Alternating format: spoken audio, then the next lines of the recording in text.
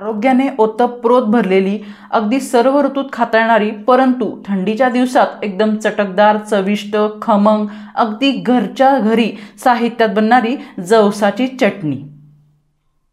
तर त्यासाठी लागणारं साहित्य आपण पाहूया। इथं मी घेतलाय पाव किलो जवस।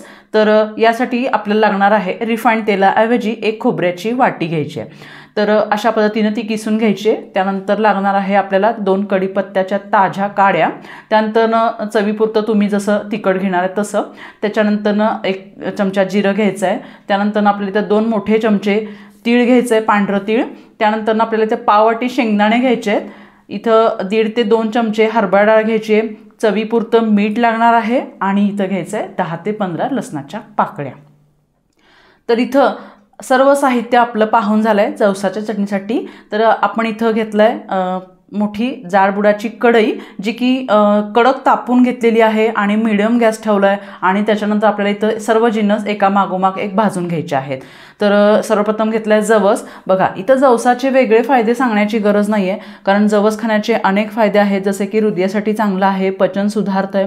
त्यानंतर ज्यांना बद्धकोष्ठ जाणवते तर ती सुद्धा दूर होते, वजन कमी होतं, त्वचा व केसांच्या आरोग्यासाठी फायदेशीर आहे। यामध्ये ओमेगा 3 फॅटी ॲसिड्स कोलेस्टेरॉल नियंत्रित करतात आणि रक्तदाब देखील कमी करतात। जवसाचे सेवन रोगप्रतिकारक शक्ती वाढवते आणि शरीर उबदार ठेवण्यासही मदत करते। अशा सर्व गुणसंपन्न जवसाची चटणी आज आपण इथं करणार आहोत। बघा, अशा पद्धतीनं आपण मीडियम गॅसवरतीच ही भाजून घेत आहोत। याला जास्त भाजायची गरज पडणार नाही। फक्त इथं 2 गोष्टी तुम्हाला लक्षात ठेवायच्या आहेत की भाजत आल्यानंतर याचा कलरही बदलतो आणि चटचट असा आवाजही येतो आणि उडायलाही लागतात। तर तेव्हा समजून जायचं की आपलं जवस पूर्णतः भाजून झालाय। फार भाजायची याला गरज पडणार नाही। बघा, तुम्ही बघू शकता याचा कलर चेंज होऊ लागलेला आहे आणि आवाजही तडतड असा येऊ लागलाय। तर आपल्याला त्यानंतर ताटामध्ये असं काढून घ्यायचं आहे। तर इथं मोठी परात घ्या किंवा एक ताट घ्या। तर असं थोडं थोडं करून मीडियम गॅसवरतीच आपल्याला काढून घ्यायचं आहे। आता याच्यानंतर भाजायचे शेंगदाणे। बघा, शेंगदाणे जास्त घेऊ नका, याच्यामुळे गॅसेस होऊ शकतात। तर शेंगदाण्याचे फायदे भरपूर आहेत, त्या पद्धतीनंच मी इथं शेंगदाणे देखील ॲड केलेत। त्यानंतर घ्यायचं आपल्याला इथं खोबरं, 1 वाटी खोबरं इथं घ्यायचं आहे। आता खोबऱ्याचे वेगळे फायदे सांगायला नको, आपल्या सगळ्यांनाच माहिती आहे, केसांचं आरोग्य असेल, त्वचेचं आरोग्य असेल, त्यानंतर रोगप्रतिकारक शक्ती वाढवण्यास इथं खोबरं मदत करतं। त्यानंतर पचन व्हायला मदत होतं। त्यानंतर वजनही कमी होण्यास इथं मदत होते, हाडांचं आरोग्य सुधारतं। म्हणून खोबऱ्यामुळे ऊर्जा पातळी वाढून मेटाबॉलिझम वाढतं। तर असे एक ना अनेक फायदे खोबऱ्याचे देखील आहेत। त्यामुळे खोबऱ्याची वेगळी चटणी करण्याऐवजी जर आपण खोबरं याच्यामध्ये घातलं किंवा रिफाइंड तेलाऐवजी जर खोबऱ्याचा वापर केला ना, तर खूप छान याचा आपल्या शरीराला फायदेशीर ठरतं। तर अशा पद्धतीनं आपण ब्राऊन होईपर्यंत आपण खोबरं भाजून घेतलंय।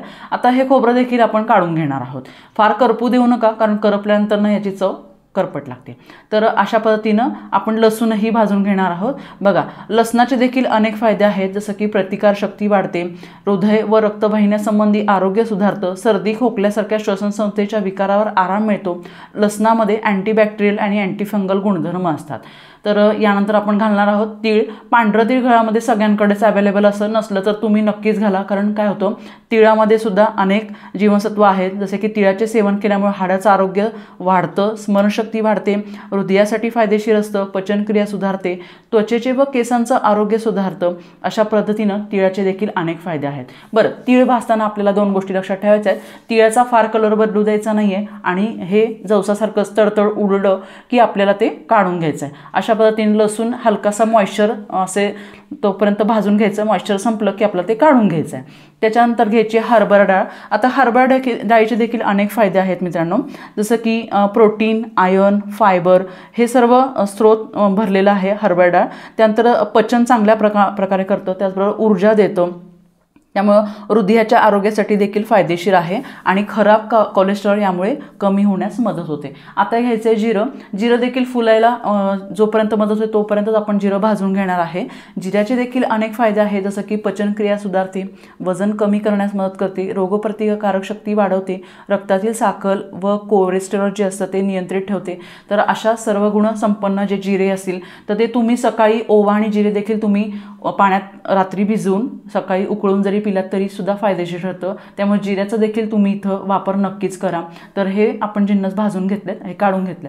त्याच्यानंतर आपल्याला घ्यायचा आहे ताजा कढीपत्ता. शक्यतो ताजा कढीपत्ता वापरा मित्रमैत्रिणींनो. कारण काय होतं की तुम्ही जर वाळलेला कढीपत्ता घेतला तर ते जीवनसत्व राहणारच नाही आणि कढीपत्त्याचे फायदे मिळणार नाहीत. तर कढीपत्त्याचे देखील अनेक फायदे आहेत, जसं की पचन सुधारतं, रक्तातील साखर कमी होते, कोलेस्ट्रॉल नियंत्रित करतं, प्रतिकारक शक्ती वाढवतं. त्याचबरोबर लोह, calcium, vitamin A, B, C हे देखील पोषक तत्वे याच्यामध्ये आहेत.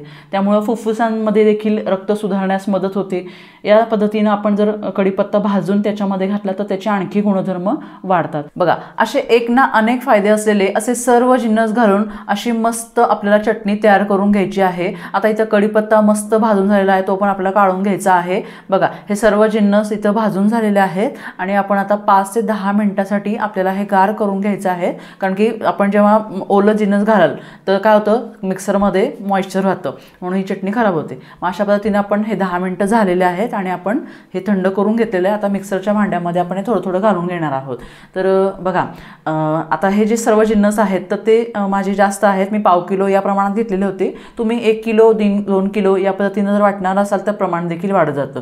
आता हे लहान मिक्सरचं भांडं सर्वांच्याच घरी असतं, तर या पद्धतीनं आपण त्याच्यामध्ये थोडं थोडं हे जिन्नस घालून घेऊन एकामागून एक अशा पद्धतीनं 2 ते 3 बॅचमध्ये अशी चटणी वाटून घेणार आहोत. त्यामुळे याच पद्धतीनं सर्व जिन्नस तुम्ही थोडे थोडे करून त्याच्यामध्ये घाला. मग त्याच्यामध्ये तुम्ही शेंगदाणे असतील, थोडं बाकीचे काही जिन्नस आहेत, जसं मीठ आहे, तिखट आहे, या पद्धतीनं घालत चला. कारण काय होतं, मीठ आणि तिखट थोडं थोडं घातलात तर चटणीला छान चवही येते. नंतर तुम्हाला मिक्स करायची गरज पडणार नाही. जर तुम्हाला नंतर घालायची असेल तर तुम्ही नंतरही घालू शकता. बघा, अशा पद्धतीनं सर्व जिन्नस घालून एकत्रित करून मस्त चटणी आपण तयार करून घेतलेली आहे. अशा एकामागोमाग एक बॅच करून आपण ही चटणी तयार केली आणि त्याचा कलरही खूप छान आलेला आहे. तर पाहू शकता मी सर्व जिन्नस ॲड केलेले आहेत आणि ग्राइंड करून घेतलेत आणि बघू शकता याला सुंदर कलर आला आहे. या पद्धतीनं तुम्ही चटणी घरच्या घरी करून पाहू शकता. सर्व मंडळींना करून खाऊ घालू शकता. तर अशा पद्धतीनं तुम्हाला ही चटणी घरच्या घरी जर बनवून पाहिली तर ती नक्कीच छान लागेल. खमंग अशी चटणी तयार होईल आणि मला कमेंटमध्ये तुम्ही ही चटणी करून पाहिल्यानंतर कशी झाली तेच नक्कीच सांगा. बघा, आणि मित्रमैत्रिणींना शेअर करा, नातेवाईकांना शेअर करा, लाईक करा आणि माझ्या चॅनलला सबस्क्राईब करायला विसरू नका. ही तुम्ही चटणी भातासोबत खाऊ शकता, चपातीसोबत खाऊ शकता, भाकरीसोबत खाऊ शकता आणि प्रत्येक ताटाला तुम्ही दररोज लावू शकता. अशा पद्धतीने जवसाची चटणी तयार आहे. पुढील व्हिडिओमध्ये अशाच वेगवेगळ्या प्रकारच्या चटण्या कशा बनवायच्या त्या पाहणार आहोत.